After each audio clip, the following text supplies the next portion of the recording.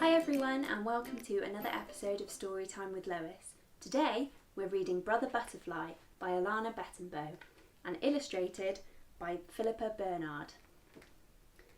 Brothers Charlie and Percy are confused when the other caterpillars in their oak tree begin acting strangely. One by one the caterpillars disappear in the middle of the night. Will Charlie and Percy be able to keep themselves safe, or will they disappear too? Let's read on and find out, shall we?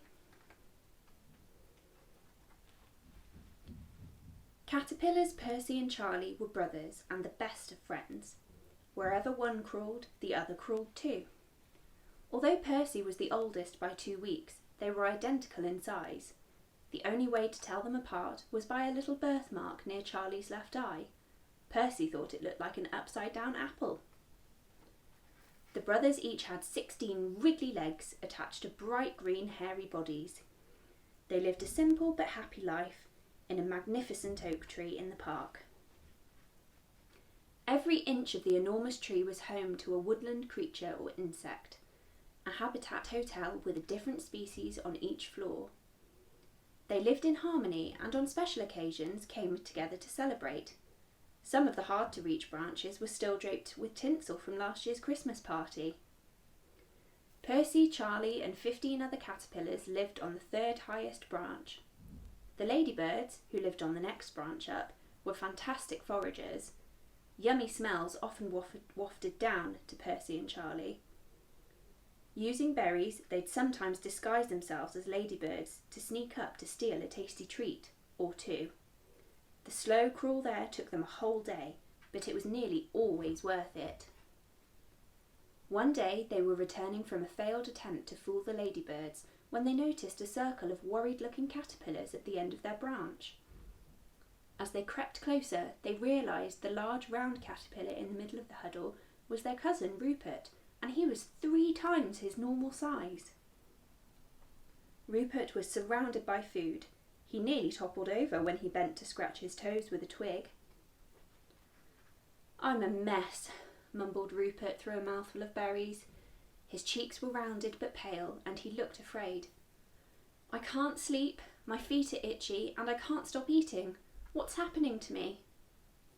One of the other caterpillars leaned forward and replied in a hushed voice, "It could be the change.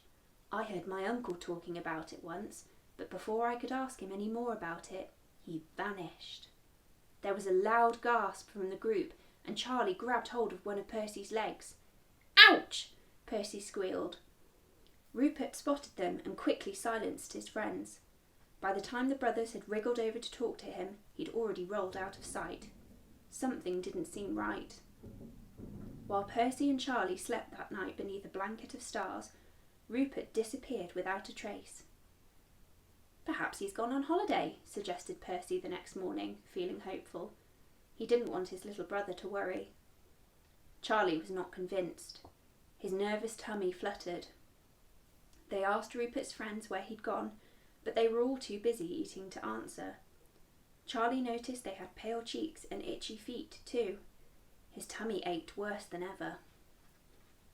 More and more caterpillars vanished over the next few nights.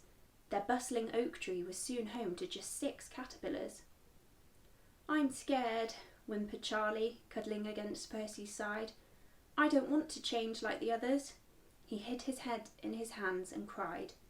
"It's just a story, Charlie. It's nothing to worry about. We'll be fine," Percy reassured him. He tried to sound convincing, but he was also starting to feel strange. It wasn't long before the overwhelming urge to eat took over. Just like Rupert, Percy began to shovel scoops of food into his cheeks. Before he'd finished breakfast, he was moving on to lunch, his tummy growing rounder by the minute. Charlie was sure he saw his brother scratch his toes. "Please stop, Percy," Charlie begged. A week later, only Percy, Charlie and one other caterpillar remained in the tree. Their branch was eerily quiet. Charlie asked some of the nocturnal creatures if they had seen anything suspicious, but none had, not even the owls with their wide glowing eyes. Determined not to let anything take Percy, Charlie decided to keep watch that night. He placed an acorn cup on his head as a helmet and guarded his brother. "I won't let you disappear," he promised. "I won't let it get you. I'm going to stay awake all night." Percy didn't hear him. He was too busy devouring a mountain of leaves. Charlie marched up and down the branch with his eyes fixed on Percy, whose cheeks were as white as May blossom.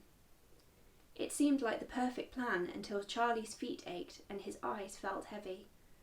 Before long, he fell asleep. His snores rumbled along the branch. When sunlight burst through the gaps in the leaves, Charlie was too afraid to look. He felt for his brother beside him but found nothing, so he slowly opened his eyes. There was no sign of Percy or the other caterpillar. Charlie was completely alone. He wished he hadn't fallen asleep. Charlie scoured the branches, sobbing and calling out Percy's name. An army of ants heard Charlie's shout and kindly agreed to help him. They could crawl much faster than Charlie and scurried all over the tree. The search party reported back with news. They'd found a mound of half-eaten blackberries at the base of the tree. The ants clung to each other to form a caterpillar raft and carried Charlie all the way down.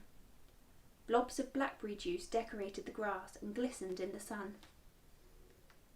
Grateful, Charlie thanked the ants and set off on his quest to find his missing brother. He walked for hours, following the trail of berries, footprints and apple chunks, praying they would lead him to Percy. His poor little feet throbbed. He tried to keep going, but it started to shower.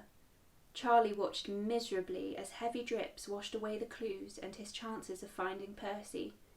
His tears pitter-pattered like the rain. Charlie curled up like a woodhouse, rested his back against a tree trunk and tightly closed his eyes. He desperately wanted everything to be normal again. He liked things the way they were before his friends changed, before he was alone. Charlie wandered among fallen oak leaves for nearly 2 weeks, searching for Percy. At night, afraid to be alone in the dark, he perched on the closest branch to a nearby street lamp. The cold wind howled through the trees. He was starting to lose all hope when a groaning sound made his hairs stand on end. Terrified, he peered around and spotted a silky shape hanging above him. "Hello?" Charlie called out. The silky shape shivered and swayed. Charlie guessed whatever or whoever was inside must have been trapped. He'd heard horrifying stories of giant spiders living in their tree, but thankfully he'd never come across one. Charlie patted the shape gently with a dandelion stem, and it moaned even louder. He stopped, worried he might hurt it. "I'll get help!"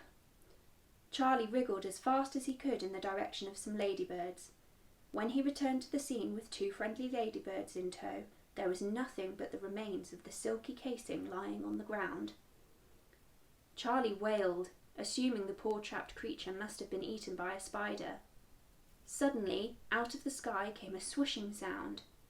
Charlie expected to see a menacing spider swinging from a web, but instead he saw a beautiful creature with colourful outstretched wings. "What's wrong, Charlie?" asked the creature. It sounded just like Rupert. "Rupert, is that you? Percy told me you were on holiday," cried Charlie. He was incredibly relieved, if a little confused, to see his cousin's friendly face. "Do you still not know?" Rupert asked, fluttering his wings and smiling. Charlie shook his head. It started to rain again. Rupert sheltered his cousin and using his wings and explained all about the changes he'd experienced.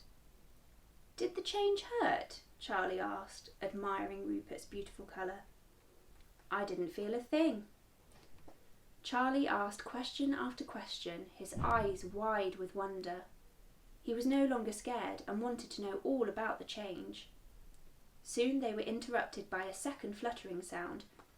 The most magnificent butterfly with bright patterns twirled above them. "Percy!" cried Charlie, waving his little legs. "You're a butterfly too!"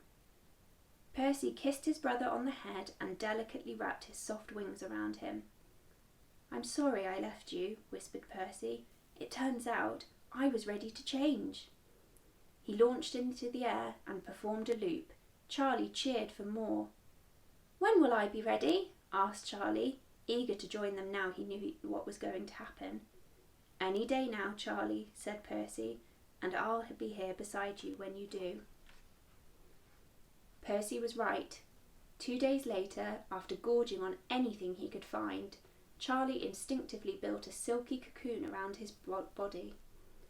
His brother waited patiently for 12 long days, flittering back and forth, collecting sweet nectar from the flowers. When Charlie finally emerged, they looked just like brothers again in striking red and blue. "There was nothing to be scared of after all," cried Charlie. The end. I hope you enjoyed that lovely little story. If you did, please like this video and subscribe to my channel so that you don't miss out on any episodes of Storytime with Lois. Next week, we'll be reading The Terrific Trip of Douglas Drip, so I hope to see you then. Bye!